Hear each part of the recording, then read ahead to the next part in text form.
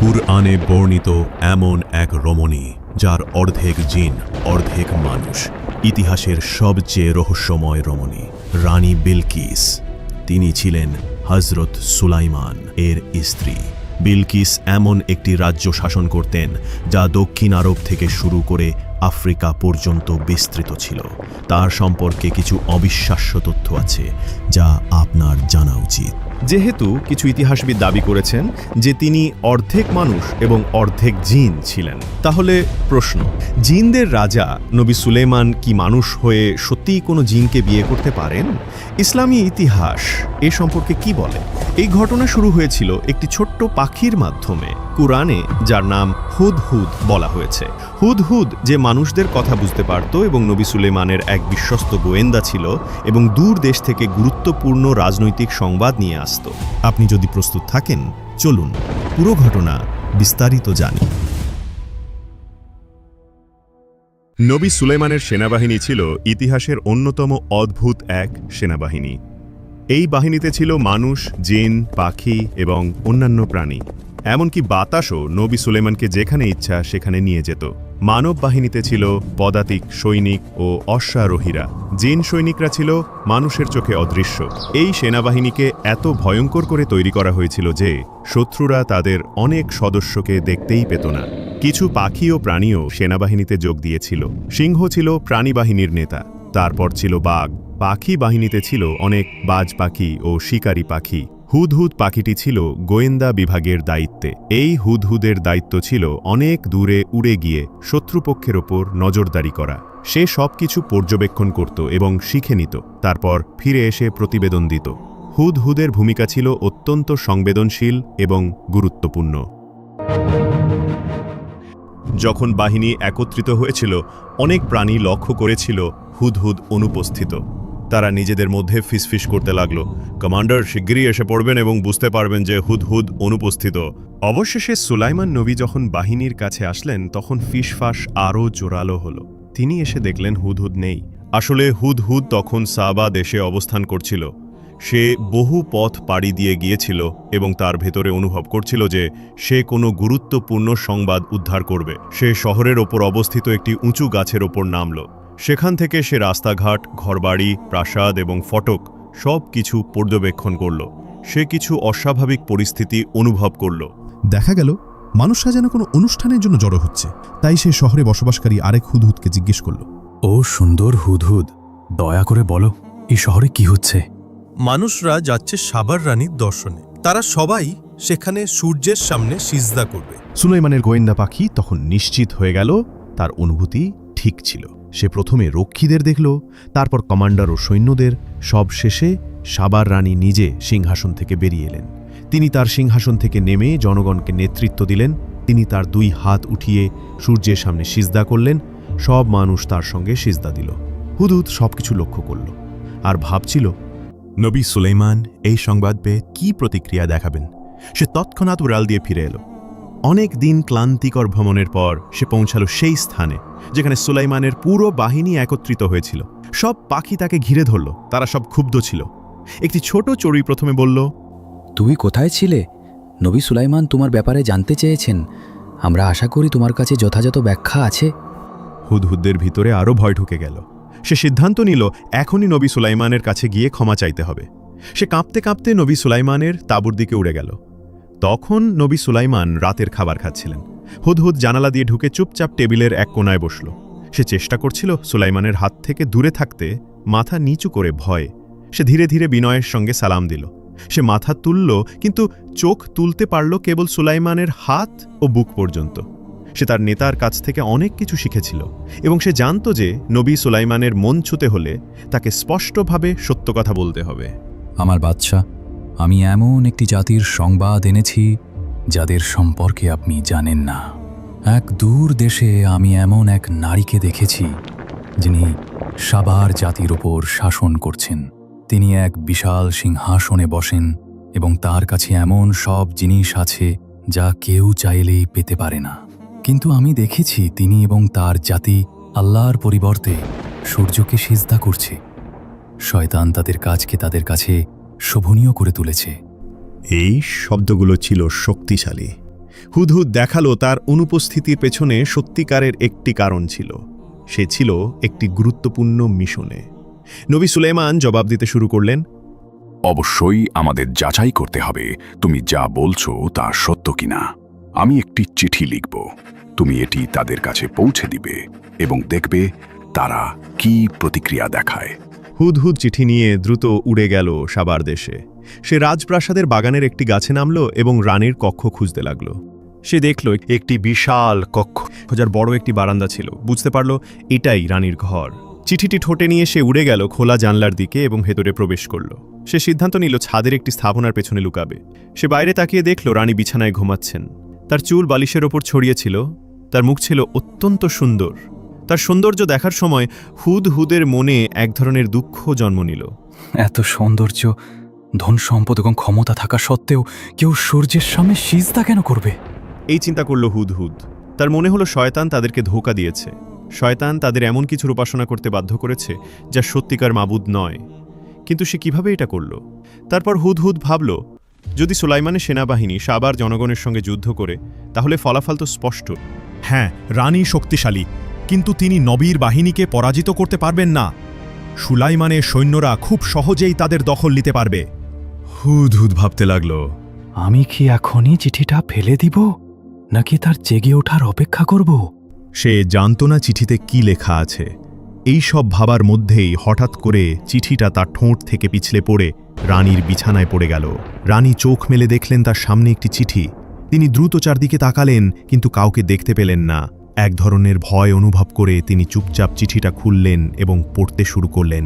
এই বার্তাটি সুলাইমানের পক্ষ থেকে, আল্লাহর নামে, যিনি পরম করুণাময় ও অতিশয় দয়ালু।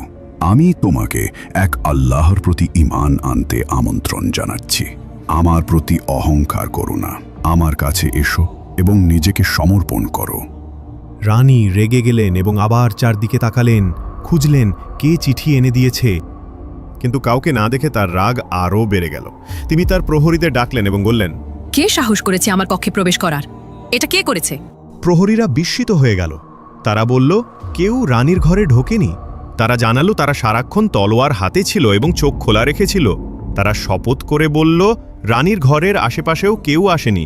এদিকে হুদহুদ পাখিটি ছাদের ওপরের এক ফাঁকা জায়গায় লুকিয়েছিল এবং সে সবকিছু শুনছিল। রানী বিলকিস চিৎকার করে উঠলেন, তাহলে এই চিঠি এলো কোথা থেকে? তিনি চিঠিটা হাতে তুলে ধরলেন। প্রহরীরা বিভিন্ন রকম অনুমান করতে লাগলো কিভাবে এই চিঠি এসেছে, কিন্তু কেউই কিছু দেখেনি। তারা হতবাক হয়ে গিয়েছিল, বুঝতে পারছিল না কি বলবে। রানী বিলকিস দ্রুত তার উপদেষ্টাদের নিয়ে জরুরি বৈঠক ডাকলেন। উপদেষ্টারা জড়ো হলেন। রানী বিলকিস বৈঠকের নেতৃত্ব দিলেন। তিনি বললেন, হে আমার উপদেষ্টা বৃন্দ, আমি একটি অত্যন্ত গুরুত্বপূর্ণ চিঠি পেয়েছি। এটি সুলাইমানের পক্ষ থেকে। তিনি তার চিঠি শুরু করেছেন আল্লাহ আর রহমান ও আর রাহিমের নামে। তিনি আমাকে অহংকার ছাড়া তার কাছে আসতে বলেছেন। তোমরা বলো, আমাদের কি করা উচিত? একজন উপদেষ্টা বললেন, এর অর্থ সুলাইমান চাচ্ছেন আমরা তার কাছে আত্মসমর্পণ করি। এটা তো যুদ্ধের ডাকের মতো শোনাচ্ছে। আসুন আমরা যুদ্ধ করি। আরেকজন বললেন, আমরাও তো শক্তিশালী, চলো আমরা তাকে যুদ্ধ করে আমাদের শক্তি দেখিয়ে দেই। প্রায় সবাই এই মতের পক্ষে একমত হলেন। কিন্তু একজন জ্ঞানী উপদেষ্টা হঠাৎ প্রশ্ন করলেন, যিনি এই চিঠি নিয়ে এসেছেন সেই বার্তাবাহক কোথায়? তিনি ছাড়া সুলাইমানের আসল উদ্দেশ্য বোঝা যাবে না। রানী বিলকিস উত্তর দিলেন, তিনি জানেন না। তিনি বললেন, ঘুম থেকে উঠে দেখেছেন চিঠি বিছানায় পড়ে আছে। একজন উপদেষ্টা আরও বললেন, এই ব্যাপারটা একটু ভয়ানক। আমি বলছি আমাদের অপেক্ষা করা উচিত। যদি সুলাইমান এমন অদ্ভুত এবং শক্তিশালী উপায়ে কোনো বার্তা পাঠাতে পারেন বার্তাবাহক ছাড়াই, তাহলে কে জানে তার যুদ্ধ ক্ষমতা কতটা ভয়ঙ্কর।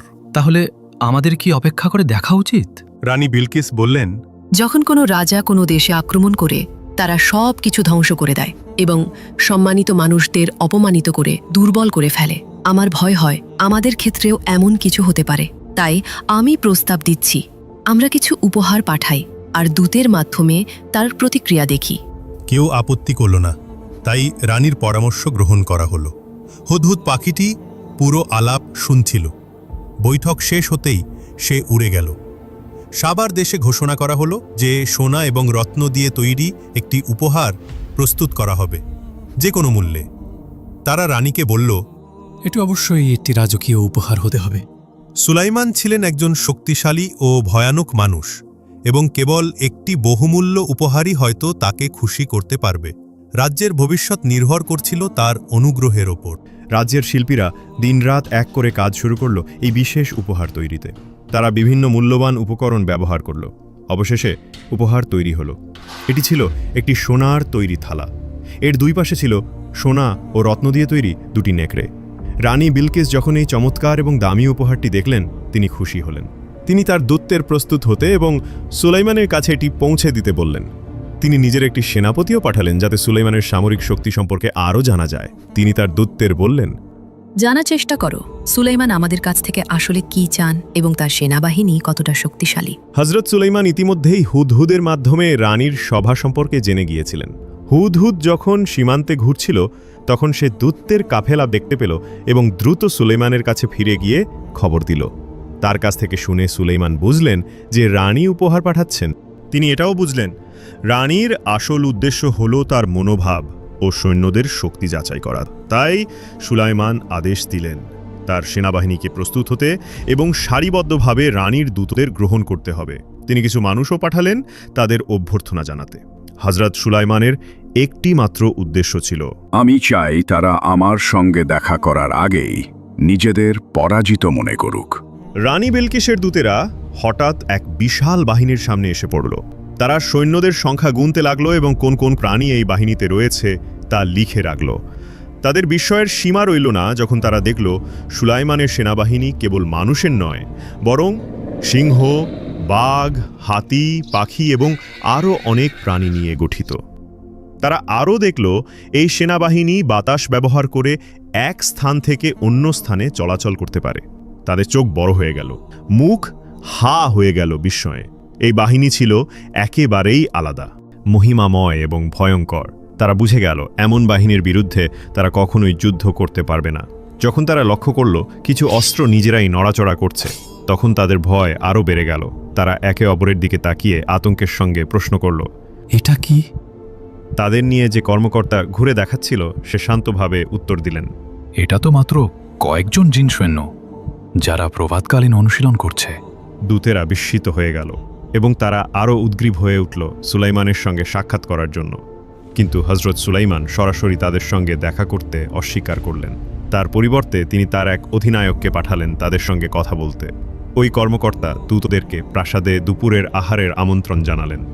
দূতেরা চারদিকে তাকিয়ে বুঝতে পারলেন তাদের আনা উপহারগুলো কত তুচ্ছ এবং মূল্যহীন মনে হচ্ছে সুলাইমানের রাজত্বের গৌরব ও ক্ষমতার তুলনায়। তবুও তারা সংকোচ ও লজ্জার সঙ্গে উপহারগুলো হস্তান্তর করল।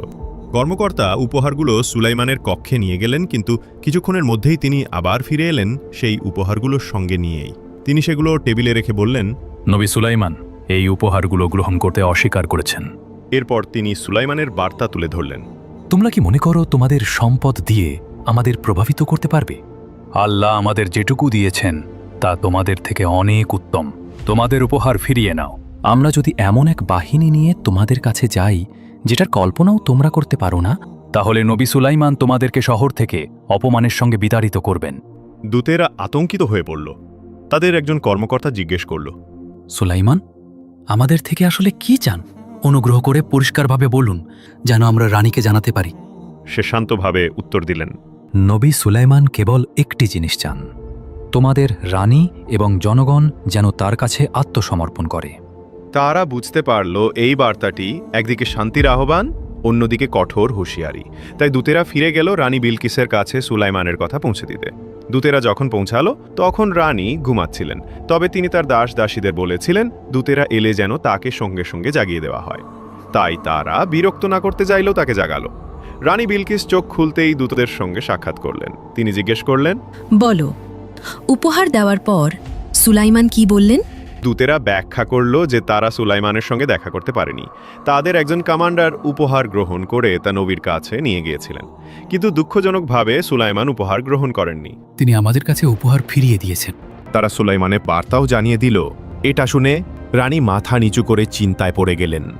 সুলাইমান তার উপহার গ্রহণ করেননি, দূতদেরও স্বাগত জানাননি।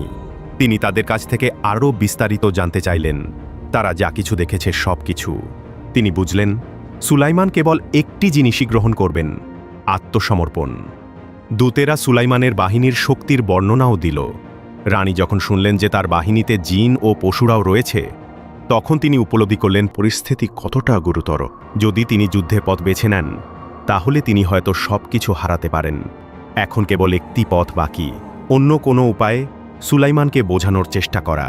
তিনি উপহারের দিকে তাকিয়ে গভীরভাবে চিন্তা করতে লাগলেন। তারপর তিনি সিদ্ধান্ত নিলেন রাজ্যের রাজসভার সদস্য ও যুদ্ধ বিষয়ক উপদেষ্টাদের একত্র করবেন। এই বৈঠকটি হবে অত্যন্ত গুরুত্বপূর্ণ। এদিকে নবী সুলাইমান নিজ শহরে এক বৈঠক আহ্বান করলেন। তার পরিষদে ছিলেন মন্ত্রী, কমান্ডার, যুদ্ধ বিশেষজ্ঞ ও জ্ঞানী আলেমগণ। 2টি সিংহ পাহারার দায়িত্বে ছিল, যারা বৈঠককে সুরক্ষা দিচ্ছিল। হুদহুদ পাখিটিও সেখানে ছিল, প্রতিবেদন দিতে প্রস্তুত। নবী সুলাইমান সভা শুরু করলেন। আমি প্রশংসা করি যিনি আমাদের এই সমস্ত সম্পদ ও ক্ষমতা দিয়েছেন। যদিও তার অন্তরে ছিল প্রচণ্ড রাগ, তিনি তা বাহ্যিকভাবে প্রকাশ করেননি।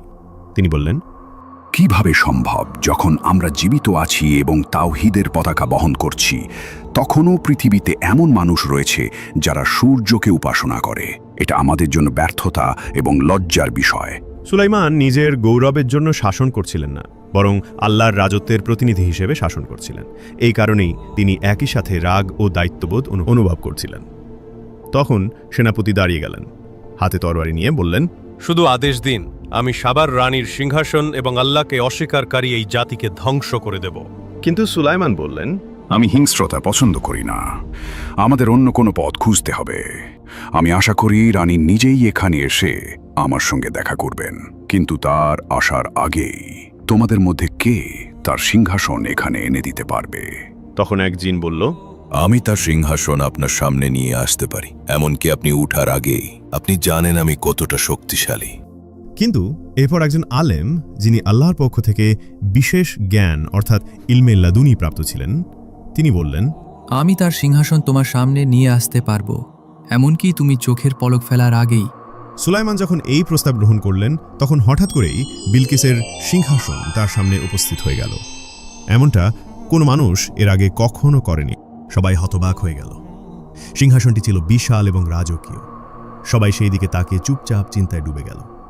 হুদহুদ পাখিটিও সেখানে ছিল, চেষ্টা করছিল এই অলৌকিক ঘটনার অর্থ বোঝার।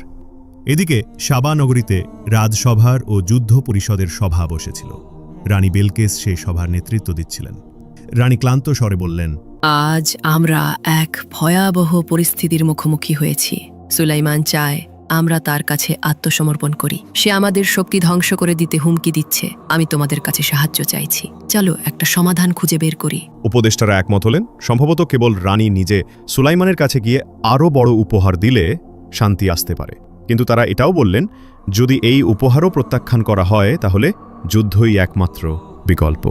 আর এই যুদ্ধ হয়তো ইতিহাস থেকে আমাদের অস্তিত্বকেই মুছে ফেলবে। সবাই রানী বিলকিসকে তাদের শেষ আশা হিসেবে দেখছিল। তাই রানী ঝুঁকি নেওয়ার সিদ্ধান্ত নিলেন। তিনি নিজেই সুলাইমানের প্রাসাদে যাবেন। প্রস্তুতি শুরু হলো। নতুন আরও সুন্দর এবং দামি উপহার তৈরি করার পরিকল্পনা করা হলো। হজরত সুলাইমান জানতেন রানীর ক্ষমতা ও উন্নতির ধারণা ভুল। তিনি তার দেশের শিল্প ও প্রযুক্তি নিয়ে গর্ব করতেন। কিন্তু নবী সুলাইমান তাকে একটি গুরুত্বপূর্ণ সত্য শেখাতে চেয়েছিলেন। আসল শ্রেষ্ঠত্ব এবং প্রকৃত উন্নতি কেবল তখনই আসে যখন কেউ তাওহীদের পতাকার নিচে থাকে, আল্লাহর একত্বে বিশ্বাস করে। আল্লাহর প্রতি ঈমান ছাড়া কোনো ব্যবস্থাতেই টিকে থাকতে পারে না। যদি তুমি দুনিয়া হারিয়ে ফেলো কিন্তু আল্লাহকে পেয়ে যাও, তাহলে তুমিই বিজয়ী। কিন্তু যদি তুমি পুরো দুনিয়া অর্জন করো আর আল্লাহকে হারাও, তাহলে তার লাভ কি? হযরত সুলাইমান, যিনি এক জ্ঞানী নবী ছিলেন, কেবল বিলকিসের সিংহাসন আনার নির্দেশ দেননি, বরং তিনি আরও একটি নির্দেশ দেন, সিংহাসনের ডিজাইন বদলে দিতে হবে। যখন সুলাইমান সিংহাসনের উপর সূর্যের প্রতীক দেখলেন, তিনি বললেন, কত বড় বোকামি! কেউ কি সূর্যের উপাসনা করে? যদি সূর্য সোনার তৈরিও হতো, তবুও তার সামনে সিজদা করা একেবারেই অর্থহীন। তিনি নির্দেশ দিলেন সিংহাসনের কিছু অংশ পরিবর্তন করতে। তার নির্দেশ অনুযায়ী সিংহাসনের পুনরায় নকশা করা শুরু হলো। এদিকে রানী বিলকিস যখন তার যাত্রার প্রস্তুতি শেষ করছিলেন, তখন তিনি একটি কাফেলা প্রস্তুত করতে বললেন, যেন তা তার সঙ্গে যাত্রা করে। এই সময় সুলাইমান ডেকে পাঠালেন তার রাজ্যের সেরা স্থপতিকে এবং বললেন, তুমি কি জানো আমি কেন তোমাকে ডেকেছি? আমি এমন একটি প্রাসাদ নির্মাণ করতে চাই যা পানির উপর তৈরি, দেখতে মনে হবে যেন তা পানিতে ভেসে আছে। এর প্রবেশ পথ হবে স্বচ্ছ, যেন কেউ নিচে তাকালে ভাববে এটি কেবল পানি। স্থপতি বলল, যদি আপনি তাই চান তাহলে আমি মেঝেতে খাঁটি কাচ ব্যবহার করব, যাতে নিচের পানি পরিষ্কারভাবে দেখা যায়। সুলাইমান বললেন, হ্যাঁ, সেটি একদম উপযুক্ত হবে। তুমি কি বলতে পারো এই নির্মাণ শেষ হতে কত সময় লাগবে? স্থপতি উত্তর দিল, যদি আপনি জিনদের সাহায্যের অনুমতি দেন তাহলে এই 2 সপ্তাহেই শেষ হয়ে যাবে, আর যদি শুধুমাত্র মানুষ তৈরি করে তাহলে অনেক সময় লেগে যাবে। আমি জিনদের সাহায্যের নির্দেশ দেব, কিন্তু আমি চাই মেঝে হোক একদম স্বচ্ছ কাঁচ দিয়ে, যাতে নিচের পানি পুরোপুরি দেখা যায়। স্থপতি আবার জিজ্ঞেস করল, হে আমার সর্দার, আপনি কি ছাদ বা দেয়ালের জন্য বিশেষ কিছু চান? সুলাইমান উত্তর দিলেন, তুমি কি মনে করো? স্থপতি বলল, আমি মনে করি ছাদ কাচের হওয়া উচিত, তাহলে সূর্যের আলো পানিতে প্রতিফলিত হয়ে এক অপূর্ব দৃশ্য সৃষ্টি করবে। আমি এটাও প্রস্তাব করি দেয়ালগুলো আয়না দিয়ে তৈরি করা হোক। নবী সুলাইমান এই ভাবনাগুলো শুনে খুশি হলেন এবং স্থপতিকে কাজ শুরু করতে নির্দেশ দিলেন। স্থপতি কাজ শুরু করলেন। কিছুদিনের মধ্যেই পানির উপরে এক চমৎকার প্রাসাদ গড়ে উঠতে লাগল। আর ঠিক তখনই রানী বিলকিস পৌঁছাচ্ছিলেন সুলাইমানের ভূখণ্ডের কাছাকাছি। হুদহুদ পাখিটি এক অফিসারকে সঙ্গে নিয়ে সীমান্তে রানীর জন্য অপেক্ষা করছিল। যাত্রাপথে রানী বিভিন্ন অদ্ভুত জিনিস লক্ষ্য করছিলেন। দূতেরা যেসব গল্প বলেছিল সব সত্য ছিল। এই দেশ ছিল বিস্ময়ে ভরপুর। যতই তিনি প্রাসাদের কাছে যাচ্ছিলেন ততই বিস্মিত হচ্ছিলেন। তিনি সুলাইমানের সেনাবাহিনীর একটি অংশ দেখলেন। এটি ছিল সবচেয়ে শক্তিশালী ভয়ঙ্কর বাহিনী যা তিনি আগে কোনোদিন দেখেননি। তার ভয় আরও গভীর হতে লাগল। তার হৃদস্পন্দন বেড়ে গেল, শ্বাস নিতে কষ্ট হচ্ছিল। এই বাহিনী মানুষের মনে হচ্ছিল না। এটি অবশ্যই কোনো ঐশী শক্তির সাহায্যে গঠিত। এত কিছু দেখার পর তিনি নিজ রাজ্যের গৌরব ও উন্নতি নিয়ে সন্দেহ করতে শুরু করলেন। শহরে পৌঁছাতেই তার আত্মবিশ্বাস ভেঙে পড়তে লাগল। অহংকার ও গর্ব গলে যেতে শুরু করল। তার ভয় ধীরে ধীরে শ্রদ্ধা ও বিস্ময়ে রূপ নিল। আর খুব শিগগিরই তিনি প্রবেশ করতে যাচ্ছিলেন সেই প্রাসাদে যা সুলাইমান বিশেষভাবে তৈরি করেছিলেন। তিনি যে দৃশ্যের মুখোমুখি হলেন তা ছিল একেবারে ব্যতিক্রম। সুলাইমানের রাজত্ব কেবল সম্পদ ও গৌরব দিয়ে গড়া ছিল না, তা ছিল সৌন্দর্য ও শিল্পকৌশলে পূর্ণ। সোনার স্তম্ভ, রত্নখচিত দরজা এবং প্রতিটি কোণে হাতের তৈরি অলঙ্করণ তার চোখ ধাঁধিয়ে দিল। কিন্তু সবচেয়ে বিস্ময়কর ছিল সুলাইমানের প্রাসাদের প্রবেশপথের মেঝে। এটি ছিল কাঁচের তৈরি। নিচে প্রবাহিত হচ্ছিল ঝকঝকে স্বচ্ছ পানি। এটি এত উজ্জ্বলভাবে চকচক করছিল যে মনে হচ্ছিল একটি গভীর জলাধার। রানী বিলকিস ধীরে ধীরে প্রাসাদের দিকে হেঁটে যাচ্ছিলেন। তখন তিনি ভেবেছিলেন মেঝেটিতে আসলেই পানি। তাই তিনি তার পোশাক উঠিয়ে ধরলেন যেন ভিজে না যায়। আর সেই মুহূর্তে তার পা দৃশ্যমান হয়ে গেল। এখন আমরা পৌঁছালাম গল্পের সবচেয়ে রহস্যময় অংশে। কিছু পুরনো সূত্র অনুযায়ী সুলাইমান এই কাঁচের মেঝে নির্মাণ করেছিলেন এক গোপন উদ্দেশ্যে। এটি কেবল সৌন্দর্যের জন্য নয়, এটি ছিল একটি পরীক্ষা। কেন? কারণ নবী সুলাইমান, যিনি জিনদের নিয়ন্ত্রণ করতেন, তিনি কিছু গোপন তথ্য পেয়েছিলেন। গুঞ্জন রটেছিল বিলকিস কোনো সাধারণ মানুষ নন। কিছু লোক বিশ্বাস করত তিনি অর্ধেক মানুষ এবং অর্ধেক জিন। নবী সুলাইমান জিনদের প্রকৃতি সম্পর্কে খুব ভালোভাবে জানতেন। তিনি এটাও জানতেন বেশিরভাগ জিনের পায়ে লোম হয়। তাই তিনি কাঁচের মেঝেটিকে এমনভাবে তৈরি করান যেন দেখতে মনে হয় পানি, যাতে বিলকিস তার পোশাক তুলেন। আর সেই মুহূর্তেই তিনি দেখতে পারবেন তার পা এবং নিজের সন্দেহ যাচাই করতে পারবেন। বিলকিস হয়তো সাধারণ মানুষ ছিলেন না, কিন্তু কিছু মানুষ কেন বিশ্বাস করত তিনি অর্ধেক জিন? এই ধারণা বিভিন্ন ধর্মীয় ও সাংস্কৃতিক উৎসে বিভিন্নভাবে পাওয়া যায়। কিছু গল্পে বলা হয় বিলকিসের জন্ম হয়েছিল একজন মানুষ ও এক জিনের মিলনের মাধ্যমে। একটি কাহিনীতে বলা হয় তার মা ছিলেন একজন মানবী রানী এবং তার পিতা ছিলেন একজন ইফরিত, অর্থাৎ এক শক্তিশালী জিন। এই কারণেই বিলকিসের মধ্যে মানবীয় সৌন্দর্য এবং কিছু জিন সদৃশ শারীরিক বৈশিষ্ট্য ছিল। কুরআনে সরাসরি বলা হয়নি তিনি মানুষ ছিলেন নাকি জিন। ইথিওপীয় টেক্সটগুলোতে তাকে জিনদের বংশোদ্ভূত বলে বর্ণনা করা হয়নি, বরং সেখানে তাকে এক জ্ঞানী এবং আধ্যাত্মিক মানবী রানী হিসেবে তুলে ধরা হয়েছে। সেসব কাহিনীগুলো তার জ্ঞান ও পবিত্রতার ওপর বেশি গুরুত্ব দিয়েছে তার বাহ্যিক বৈশিষ্ট্যের চেয়ে। তাহলে ইসলামী উৎসগুলো কি বলে?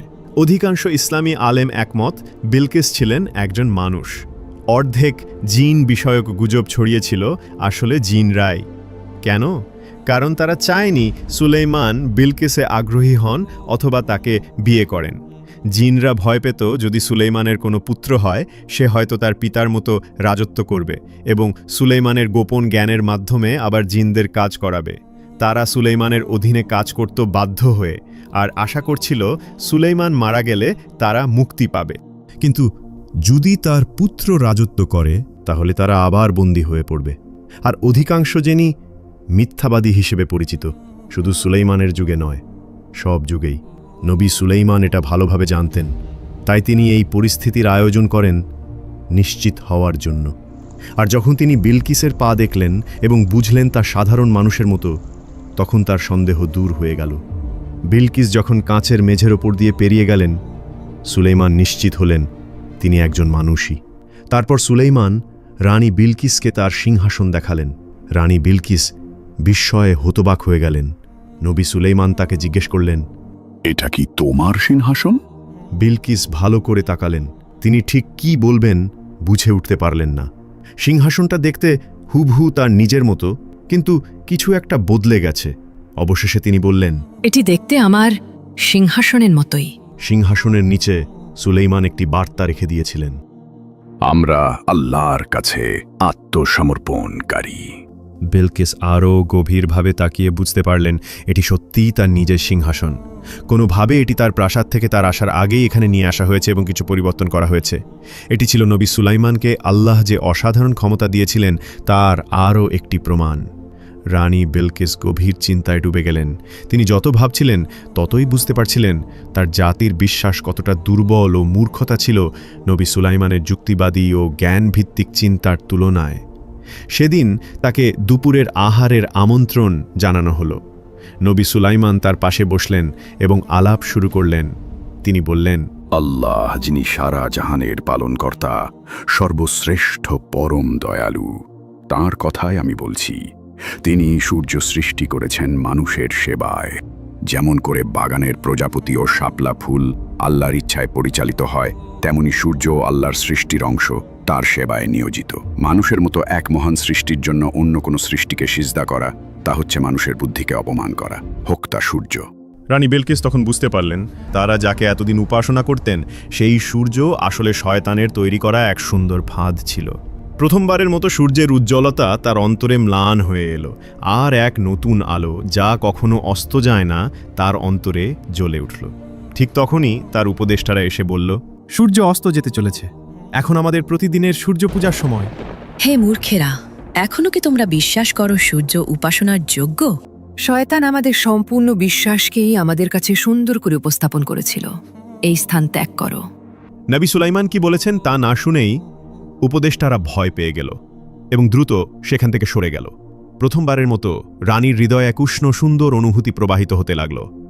এটা যেন রংধনুর রং, যা তার অন্তরের অনুভূতিগুলোর প্রতিফলন ঘটাচ্ছিল। রানী বিলকিস উপলব্ধি করলেন এখন সময় এসেছে ইসলাম গ্রহণ করার। গভীর আবেগ নিয়ে তিনি স্বীকার করলেন তিনি এতদিন নিজেকেই ধোঁকা দিয়ে এসেছেন এবং তিনি ইসলাম গ্রহণ করলেন। খুব শিগগিরই সাবার জাতির মানুষ তাদের রানীর অনুসরণ করল। তারা সূর্য পূজা ত্যাগ করল এবং কেবলমাত্র আল্লাহর সামনে সিজদা করা শুরু করল। আর এই সব কিছুর সূচনা হয়েছিল সেই দিন যেদিন ছোট্ট হুদহুদ পাখিটির অন্তরে একটি অনুভূতি জন্মেছিল এবং সে তার কণ্ঠে সেই সংবাদ প্রকাশ করেছিল যখন অন্য পাখিরা আগেই উড়ে গিয়েছিল। এই কাহিনী আমাদের মহাপবিত্র কিতাব আল কুরআনুল কারীমে বর্ণিত হয়েছে। এটি আমাদের মনে করিয়ে দেয় জ্ঞানের মূল্য কত বিশাল, জ্ঞানীর মর্যাদা কত উচ্চ এবং প্রকৃত জ্ঞান আল্লাহর একটি উপহার। এ নিয়ে আমাদের কৃতজ্ঞ হওয়া উচিত।